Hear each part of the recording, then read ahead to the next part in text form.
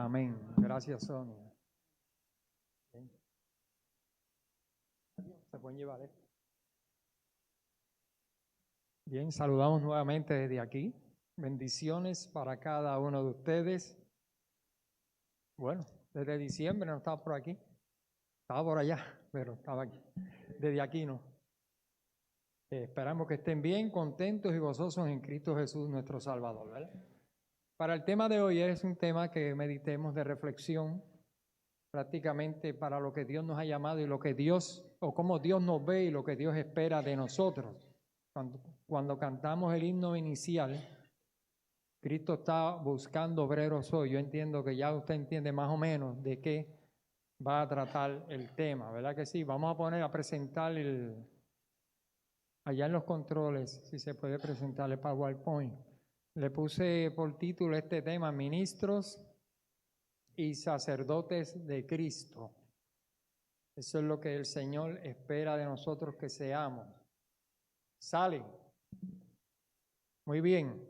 Cuando hablamos de este personaje, la conversión de Saulo, este personaje es bien importante porque de él podemos sacar muchas cosas, aplicaciones espirituales para nuestras vidas. Este hombre, Saulo de Tarso, que pertenecía al grupo de los fariseos, un sector religioso de la época para el tiempo de Jesús, conocía las Escrituras muy bien, de principio a fin, las conocía muy bien, pero algo pasaba con él que aún teniendo todo ese conocimiento, la aplicaba mal.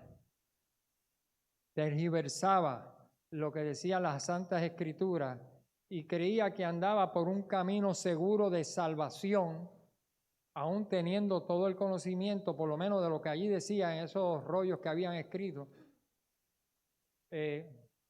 Perseguía a los que creían en Cristo o a los cristianos del primer siglo. La palabra de Dios dice que este hombre, que aún teniendo las Escrituras en la mano, iba por un camino totalmente equivocado, con una visión distorsionada o nublada o empañada de lo que era el Evangelio de salvación. Cuando nosotros vamos al libro de Hechos, en capítulo 8, vamos a ver, citamos algunas cositas de lo que él hacía. Dice la palabra de Dios en Hechos 1:3, y Saulo consentía en su muerte, en la muerte de Esteban. En aquel día hubo una gran persecución contra la iglesia que estaba en Jerusalén. Todos fueron esparcidos por las tierras de Judea y Samaria, salvo los apóstoles. Y hombres piadosos llevaron a enterrar a Esteban e hicieron un gran llanto sobre él. Y Saulo asolaba a la iglesia, y entrando casa por casa arrastraba a hombres y a mujeres y los entregaba a la cárcel. Noten que él sabía lo que decían las Escrituras. Sin embargo, ¿qué hacía? Perseguía la iglesia de Cristo. Algo no había visto, algo no entendía bien, que él se sentía seguro, pero iba por un mal camino. Y consintió en la muerte de Esteban, aprobó que apedrearan a Esteban. En el capítulo 9, los versos del 1 al 2, dice que Saulo, respirando aún amenazas y muerte contra los discípulos del Señor, vino al sumo sacerdote y le pidió cartas para la sinagoga de Damasco, a fin de que se hallase alguno de los hombres o mujeres de este camino, los trayese presos a Jerusalén. Buscó autorización de los sacerdotes para ir a Damasco a seguir buscando cristianos y para seguirlos trayendo a la cárcel, encerrarlos en Jerusalén. Miren por donde él andaba, teniendo las Escrituras en la mano y las conocía muy bien. En Gálatas 1:13 y 14, él mismo habla luego en carta a esa iglesia, ya después de su encuentro con Cristo, después de su conversión. Él dice en el capítulo 1, versos 13 y 14, le cito la palabra: porque yo había oído acerca de mi conducta, porque ya ustedes han oído acerca de mi conducta en otro tiempo en el judaísmo, que perseguía sobremanera a la iglesia de Dios y la asolaba. Y en el judaísmo aventajaba a muchos de mis contemporáneos en mi nación, siendo mucho más celoso de las tradiciones de mis padres. sea, que él vivía las tradiciones, las costumbres de esa religión del tiempo de su época, pero sin embargo, y era celoso en eso, pero sin embargo iba por un camino que no era de salvación, y él creía que sí. Más adelante en Filipenses capítulo 3, versos 5 y 8, él cito, circuncidado al 8º día, él, del linaje de Israel, de la tribu de Benjamín, porque los judíos se circuncidaban al 8º día para pasar como señal de que le servían a Dios. Linaje de Israel, de la tribu de Benjamín, hebreo de hebreos en cuanto a la ley, fariseo en cuanto a celo, perseguidor de la iglesia en cuanto a la justicia que es en la ley, irreprensible, irreprensible. Pero cuántas cosas, dice él, eran para mí ganancia, las he estimado como pérdida por amor de Cristo, y ciertamente aún estimo todas las cosas como pérdida por la excelencia del conocimiento de Cristo Jesús mi Señor, por amor del cual lo he perdido todo y lo tengo por basura para ganar a Cristo.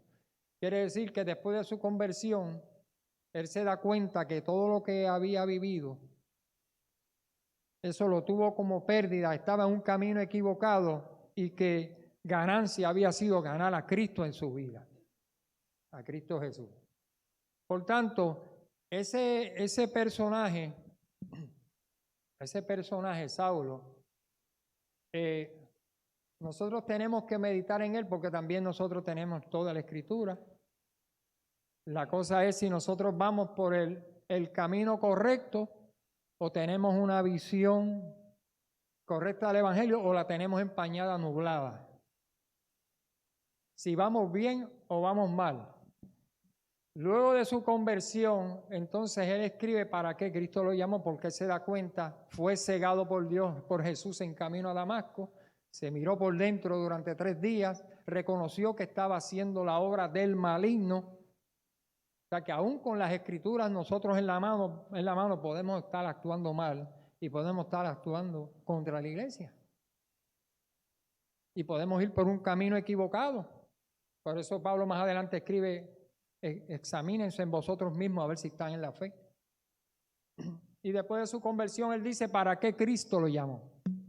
En esta versión, su llamado fue para ser ministro de Jesucristo a los gentiles, con el deber sacerdotal de proclamar el evangelio de Dios, para ser ministro y sacerdote de Cristo. Y todos estamos llamados a eso. Se dio cuenta que él estaba por un camino de tinieblas, pero la luz del mundo se le encontró en camino a Damasco, enderezó su vista y su vida y le dio un camino nuevo, porque Cristo es el camino, la verdad y la vida. Saulo, que se crió en el judaísmo, era el dracma perdido, la dracma perdida, para los que conocen esa parábola. La moneda que se perdió en la casa estaba perdida. Así que nosotros tenemos que analizar por qué camino vamos en este llamado que Dios nos ha hecho. Y Dios nos ha llamado para ser ministros y sacerdotes de Cristo. Pero ministro es el pastor, no, ministro es un servidor. Somos servidores, obrero del templo, oficial como sacerdote.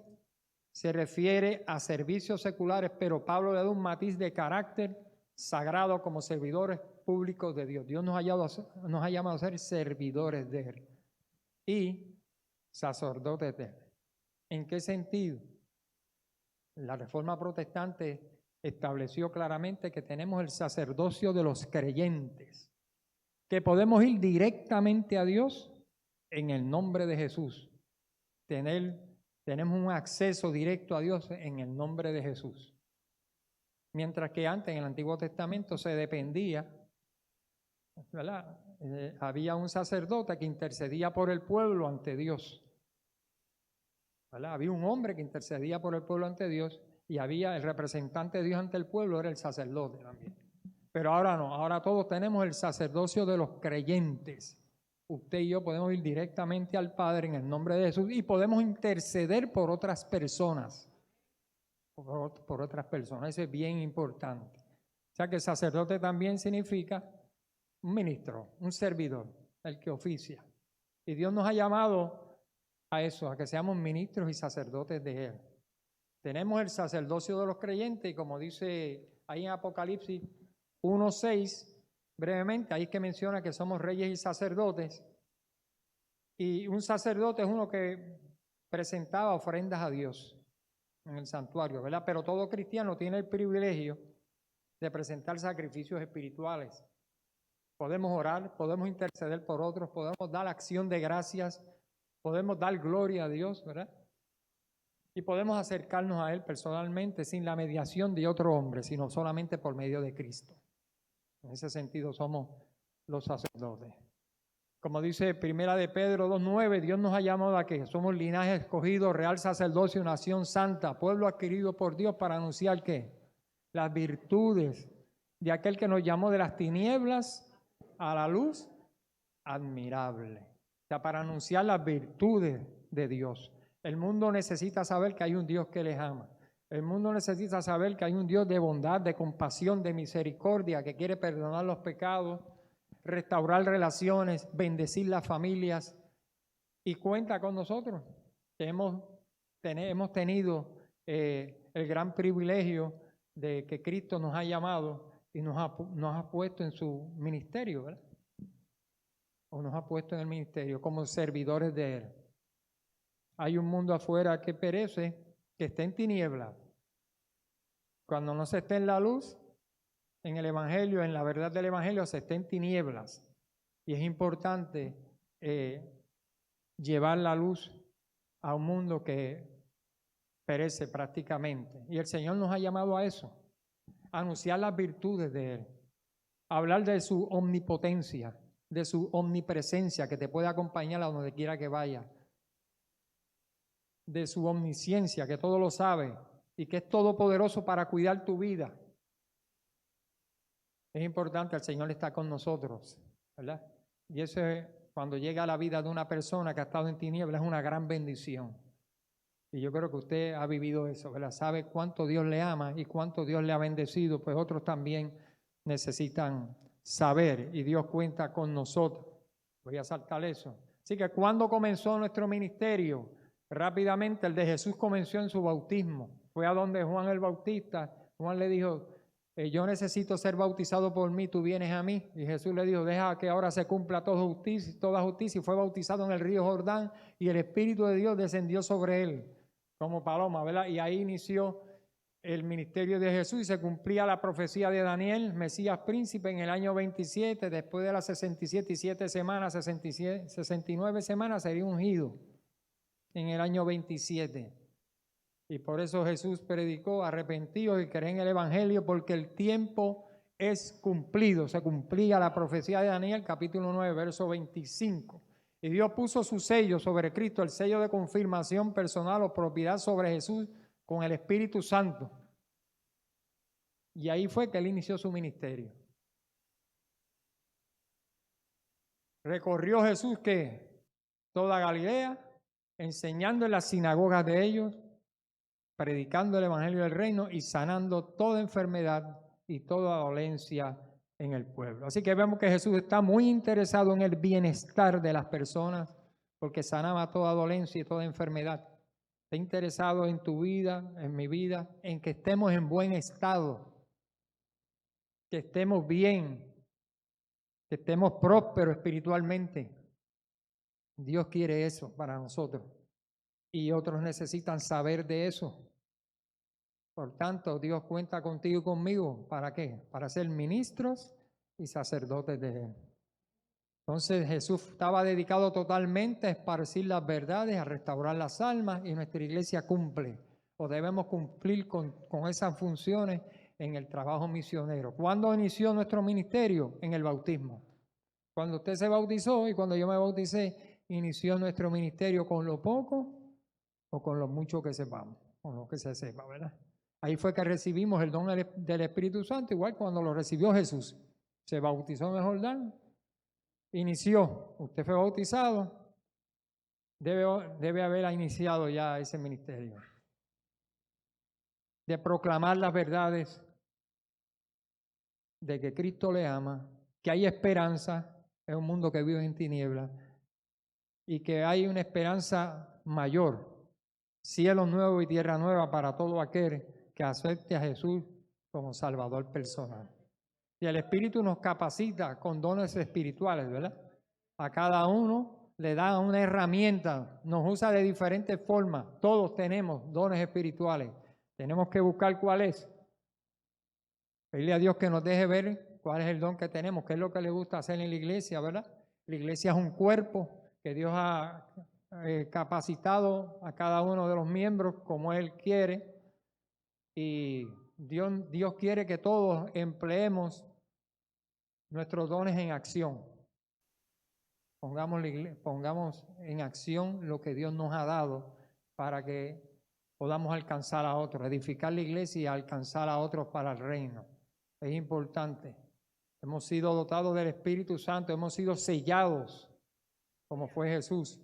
Efesios 1:13 dice, en él también ustedes, habiendo oído la palabra de verdad, el evangelio de nuestra salvación, y habiendo creído en él, hemos sido sellados con el Espíritu Santo de la promesa. Así que en ese bautismo fuimos sellados, somos propiedad sagrada de Dios, le pertenecemos a él, a Dios.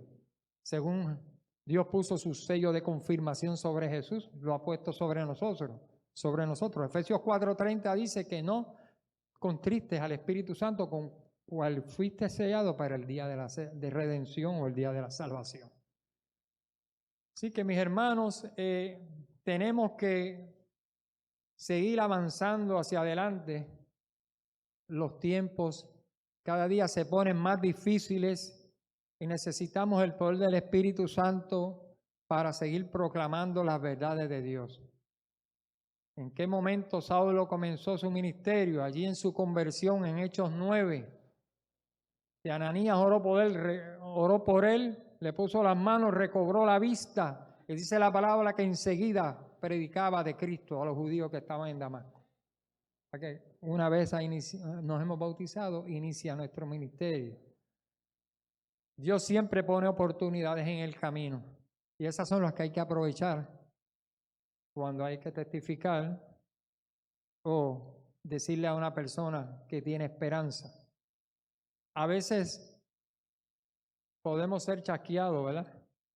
A veces podemos ser maltratados cuando tratamos de hacer un bien. Todo eso se va a dar. Recientemente yo andaba con la familia, entré a la tienda de Burlington, ahí en Plaza del Sol.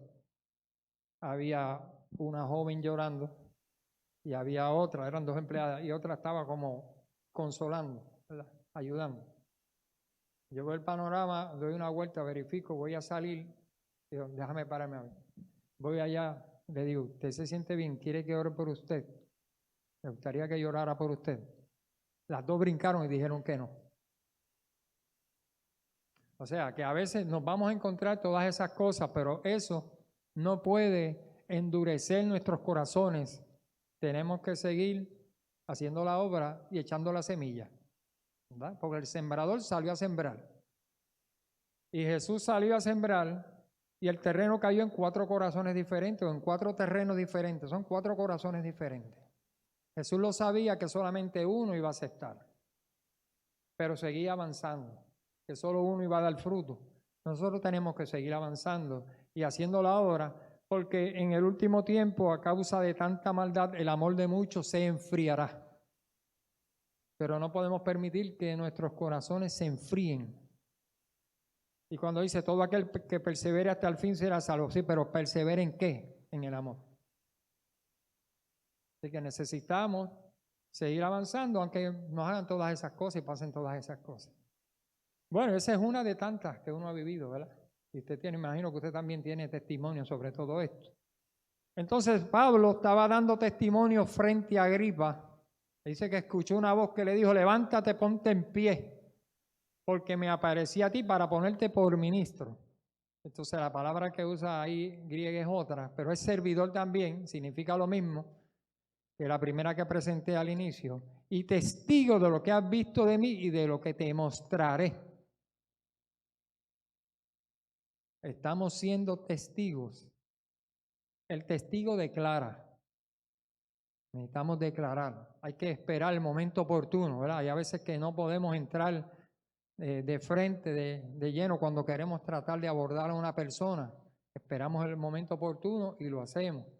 El testigo declara, el ministro sirve. Entonces Pablo fue llamado para eso y también nosotros hemos sido llamados, al igual que él. Necesitamos ser instrumentos útiles en manos del Señor para alcanzar los que están en ¿qué? En tinieblas. Pablo recobró la vista, asolaba a la iglesia. ¿Estaba ciego él? Sí, estaba ciego, aún con todo lo que conocía. Jesús tuvo que darle la luz en camino a Damasco.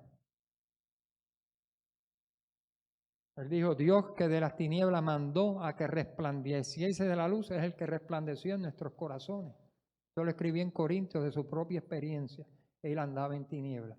¿Podemos estar andando en tinieblas nosotros, aún con la palabra en la mano?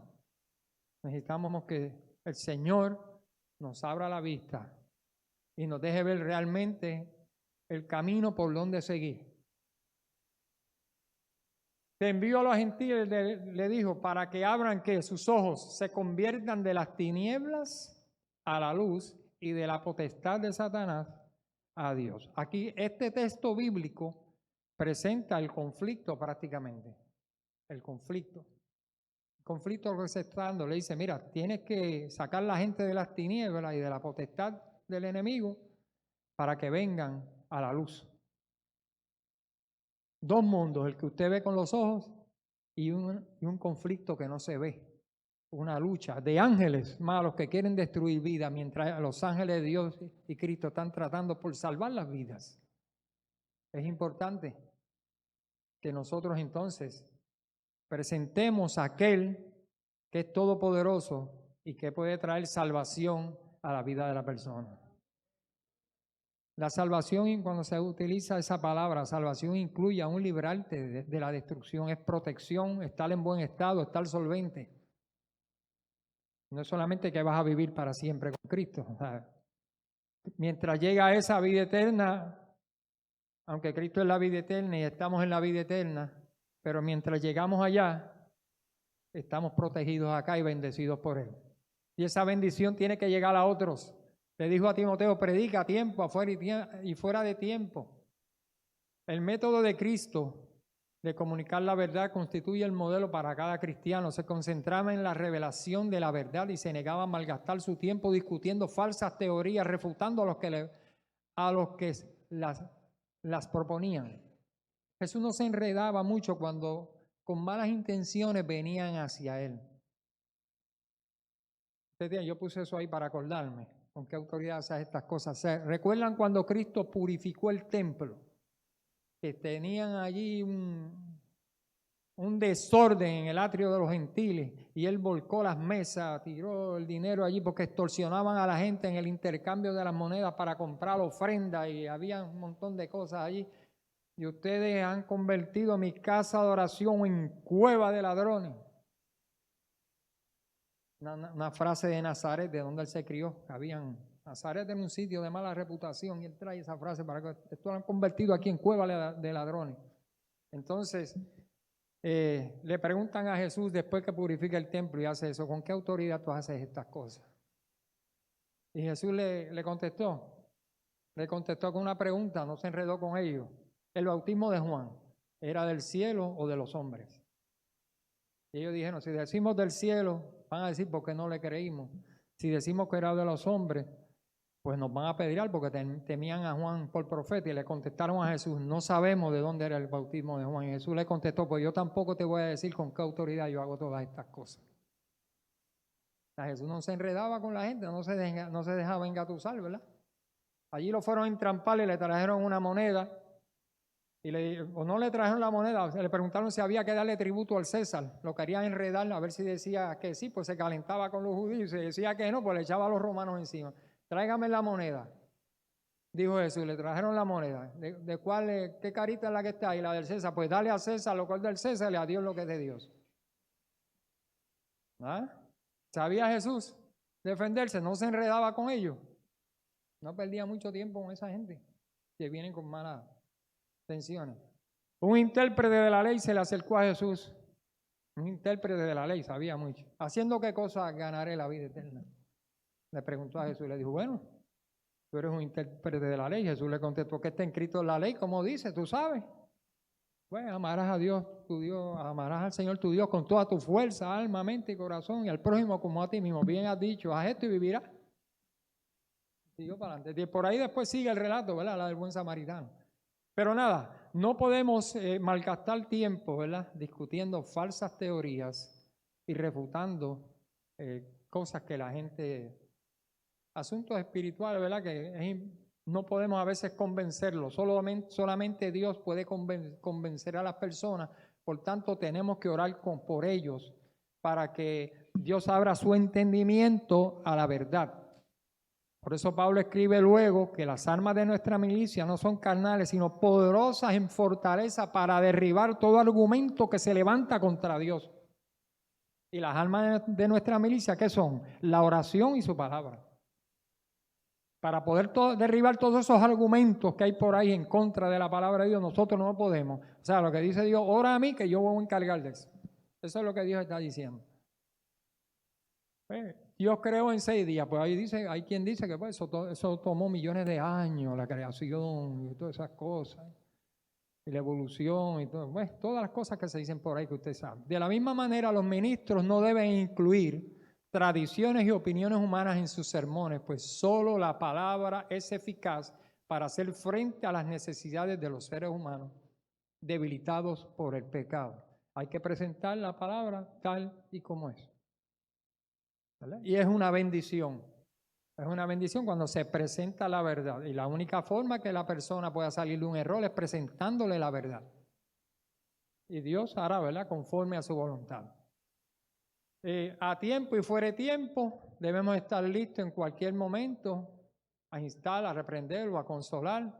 Y como dice Pedro, que siempre debemos estar preparados para responder con mansedumbre y respeto a aquel que demanda la razón a la esperanza de la cual hay en nosotros. Cuando te preguntan por qué usted acepta a Jesús como Salvador o por qué usted es cristiano, usted debe responder, ¿verdad? Debe saber algo de eso. Algunos textos bíblicos también de cuán importante es la salvación y cuál es la condición humana delante de Dios, que estamos destinados a muerte a causa del pecado, pero que tenemos oportunidad de salvación en Cristo Jesús. Si te preguntan por qué tú observas el sábado, búscate un texto bíblico o algo y puedas responder y refutar sobre todas estas cosas. Debemos estar preparados porque a veces nos van a coger fuera de tiempo. A veces no nos da tiempo a preparar el tema, sino que tenemos que hablar ya del conocimiento que Dios nos ha dado, ¿verdad que sí? Y defender la causa de Dios. Vamos a ver si puedes cambiar no me cambia aquí el PowerPoint. No, ahí salto bien lejos. Vamos a ver. Bueno, y aquí estamos. No podemos preparar un sermón bien elaborado, pero podemos contar de las cosas que Dios ha hecho con nosotros. El caso del endemoniado de Gádara. Jesús se bajó en Decápolis, allí había unos endemoniados, vivían en los sepulcros, estaban amarrados con cadenas, crujían espuma por los dientes, eran unas fieras salvajes. Se lanzaron sobre los discípulos se fueron a correr y Jesús se quedó en pie, levantó la mano y cayeron postrados delante de Dios, ante el poder y la autoridad de Cristo. Y haciendo el cuento corto, el endemoniado fue exorcizado. Puedo decir, un evangelista vio 2, otro evangelista vieron 1. Después podemos entrar en detalle sobre eso. Pero el endemoniado fue exorcizado y quería irse con Jesús, ¿verdad? Y Jesús le dijo, no, vuélvete a tu casa y cuenta cuán grandes cosas ha hecho Dios contigo y cuánta misericordia ha tenido Dios de ti. Y dice la palabra que cuando Jesús volvió, la gente lo recibió con gozo porque todos lo esperaban. Había sembrado la semilla. Entonces, el endemoniado no había tenido las instrucciones que habían tenido los discípulos que habían caminado con Jesús. No podían instruir la gente como habían podido hacerlo los discípulos que habían estado directamente con Jesús, pero podían contar su experiencia, lo que sabían, lo que ellos mismos habían visto y oído, experimentado del poder del Salvador. Contar lo que Dios ha hecho con nosotros. Yo creo que lo he mencionado aquí varias veces y lo he dicho de ahí. Cuando yo me fui a bautizar, era un tiempo de sequía. Entonces fue un bautisterio portátil y el agua estaba por el fango. Y yo estaba bien enfermo, pero bien enfermo. Cuando iba guiando el carro, iba para la iglesia ese día del bautismo, toda esa semana tenía dolores en el cuerpo, dolores en el cuerpo. Mire lo que Cristo hace. Yo tenía dolores en el cuerpo, yo estaba enfermo esa semana. Y me dolía, bueno, todo el cuerpo me dolía. Cuando fui a bautizarme, que iba guiando el carro, que el hijo mío en ese entonces era pequeño, iba al lado mío, yo empecé a botar cosas por los ojos, casi no veía el camino. Entonces, como el enemigo me reclamaba, y llegó el momento del bautismo, yo llegué porque la verdad me alaba hacia eso. O sea, la verdad me alaba, espérate, esto es una verdad, yo tengo que... O sea, Dios me llamaba a través del Espíritu. Le dije que el agua no era la bien bonita que está aquí, que parece una playita, eso ahí bien chévere, cuando llenamos eso con esa losa azulita. Había sequía, el agua que salió fue barro ahí. Pues en esa agua nos bautizamos como 4. Y así con toda esa enfermedad que yo sentía en mí, porque los espíritus me estaban destruyendo prácticamente, me querían acabar conmigo. Cuando yo fui sumergido en esas aguas y salí, el poder de Cristo me sanó. No importa si el agua estaba sucia, cómo estaba, el poder de Cristo descendió y el fuego consumió todas las enfermedades y me levanté nuevecito de allí. Nuevecito. El poder de Cristo, mis hermanos. Por eso es bien importante invitar a la gente a las conferencias para que escuchen. Quizá usted no le puede dar un estudio bíblico ni nada de eso, pero lo puede invitar. Entonces vendrán los evangelistas o vendrá otro pastor o vendrá... Y se encargará, o si no, va a tomar los estudios bíblicos con otros, para que se puedan gozar de estas bondades de Dios, de la sanación que viene de arriba, sanación espiritual y física también. Dios da salud. Dios da salud definitivamente. Entonces podemos contar esas grandes cosas que Dios ha hecho con nosotros. Si no sabes hacer el sermón o no has tenido mucho conocimiento, pues ¿cómo tú te has sentido desde que conociste a Cristo, que es una realidad en tu vida? Eso hay que proclamarlo. La cita del medio en el centro dice, tal es el testimonio que nuestro Señor requiere por falta del cual el mundo está pereciendo. El mundo perece porque no contamos las cosas grandes que Dios ha hecho por nosotros y en nosotros y que sigue haciendo día a día. Necesitamos comunicar eso. Según los dones espirituales que hemos recibido, ministro a otros, como buenos administradores de la multiforme gracia de Dios. O sea que nosotros tenemos diversas formas que Dios nos ha enseñado para hacer labor misionera y llamar a otros a Cristo, ¿verdad? Usted ponga en acción ese don que Dios le ha dado. No lo entierre, porque cuando vamos a la parábola de los talentos, ¿qué pasó el que enterró el talento? ¿Qué pasó el que enterró la mina?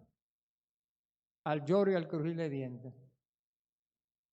No podemos enterrar los dones espirituales que Dios nos ha dado. Tenemos que usarlos. Tenemos que usarlos.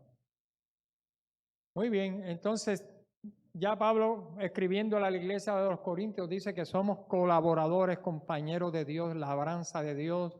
Más adelante dice que somos sus servidores, y administradores, mayordomos, porque Dios es el dueño de todo lo que hay en esta tierra. Pues somos mayordomos, tenemos que administrar todo lo que Dios nos ha dado de una forma sabia, ¿verdad? Especialmente el tiempo, como dice la canción, el tiempo que se va no vuelve. Yo pudiera darle para atrás y ubicarme en ciertos momentos. Tanto tiempo que perdí en muchas cosas. Si yo pudiera dar para atrás al tiempo. No se lamenta de eso a veces, muchas veces. Yo he vivido eso. Tuve buenas, grandes oportunidades en la vida y las perdí. Pero Dios sabe, Dios llegó. Me enderezó.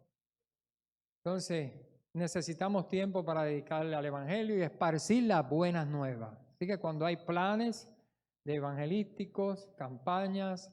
Envuélvase. ¿Cómo se va a envolver? Simplemente traiga una persona aquí. Y los sábados sígalo trayendo. Aquí siempre se predica que Cristo es el Salvador y que el sábado es el día del Señor. Y que la esperanza está en Él, para los que nos visitan hoy. Fuera de ahí no hay nada más. Cristo te puede dar un nuevo camino a seguir y una visión nueva de la vida, ¿verdad?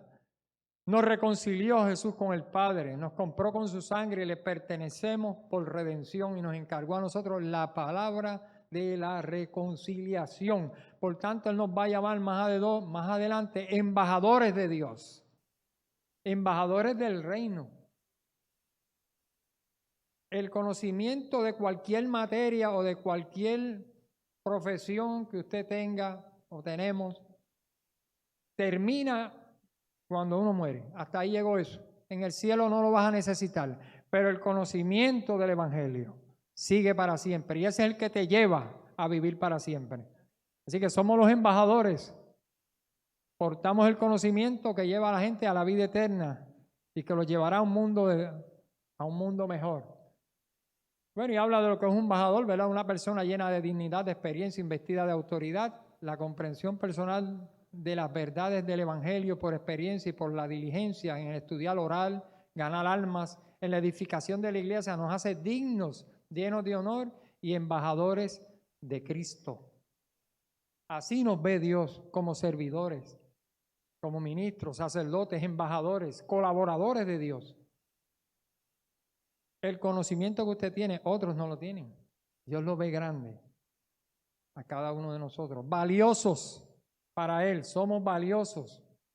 No importa en qué fase del Evangelio tú te mueves o cómo lo haces, ¿verdad? Lo importante es que estás ahí trabajando para Él. Eso es importante. ¿Y qué predicaba la iglesia primitiva? Yo voy a llegar hasta aquí por el tiempo. El Cristo crucificado y el Cristo resucitado. No había problema en cuanto a otras cosas en aquel tiempo. Ahora, en este tiempo, nosotros, como el último, el tercer movimiento mundial, que va a acabar la obra, porque el primer movimiento mundial fue el pueblo de Israel, luego los discípulos del primer siglo, hubo un periodo de 1260 años donde la iglesia fue fraccionada, ¿verdad? Perseguida severamente. Entonces, después de ese tiempo profético, se levanta un tercer y último movimiento mundial para restaurar todas las verdades que fueron sepultadas, como dice la señora White, fueron sepultadas sobre un montón de escombros, tradiciones y costumbres que no salvan a nadie.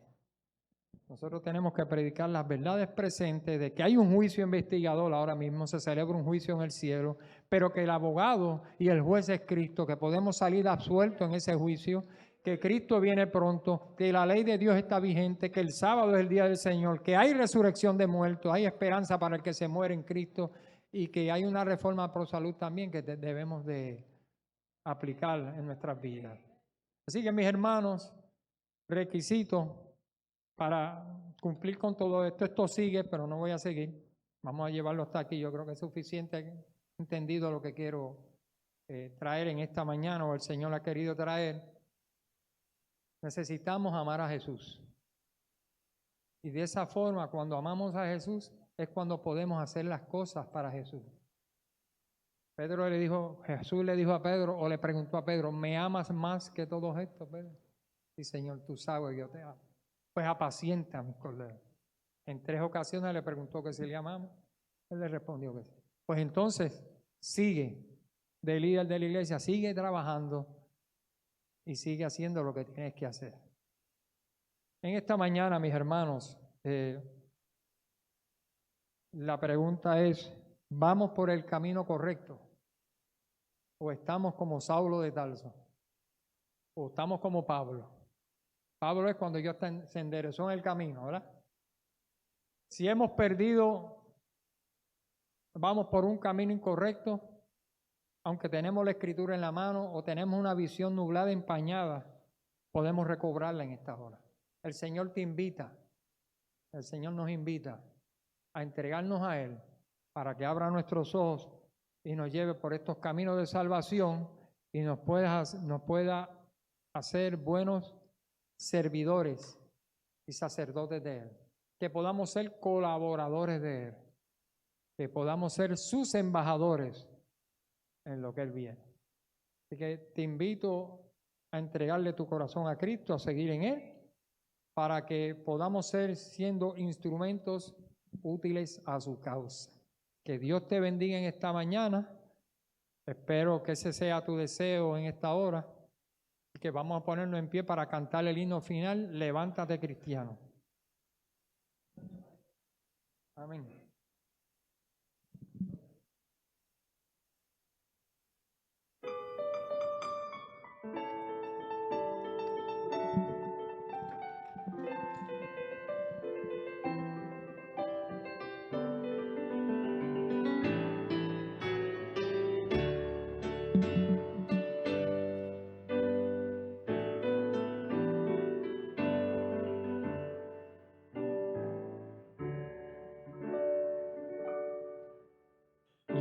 Levántate, cristiano, levántate y trabaja, no dejes que tu vida se pase en la inacción. El que en el ocio vive, a su hacedor ultraja, no lleva sus deberes y cumple su misión.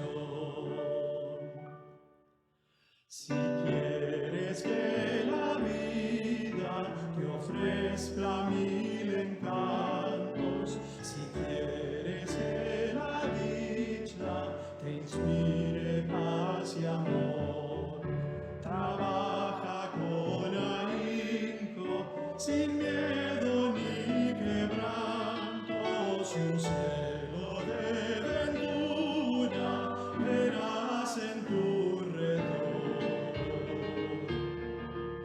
Trabaja por el mundo, trabaja por el cielo, sembrando buenas obras, sembrando bendición.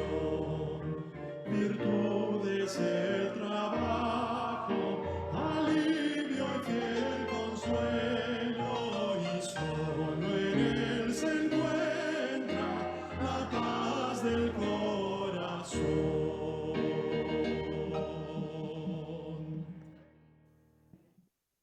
Todopoderoso que estás en los cielos, santificado sea tu nombre. Señor, qué bueno que a través de Jesús y de su evangelio podemos ver la luz y el camino de la salvación. Te pedimos que el Espíritu Santo pueda dirigir nuestras vidas y llevarlos por caminos de luz, que podamos compartir este evangelio con otras personas y pongas ese espíritu en cada uno de nosotros. Te pedimos que nos ayudes a ser buenos ministros y sacerdotes de Jesús, que podamos ser servidores, colaboradores y embajadores de la obra. Bendice a cada uno de los hermanos, suple sus necesidades, sus anhelos del corazón, conforme a tu voluntad. Bendice también a nuestros buenos amigos que nos acompañan de manera muy especial, que tú los puedas hacer a ellos también ministros y sacerdotes tuyos. Señor, al salir de aquí, tu escudo protector sea sobre cada uno de nosotros y nos acompañes a las diversas actividades del día. Bendiciones que rogamos en el nombre de Jesús. Amén, Señor.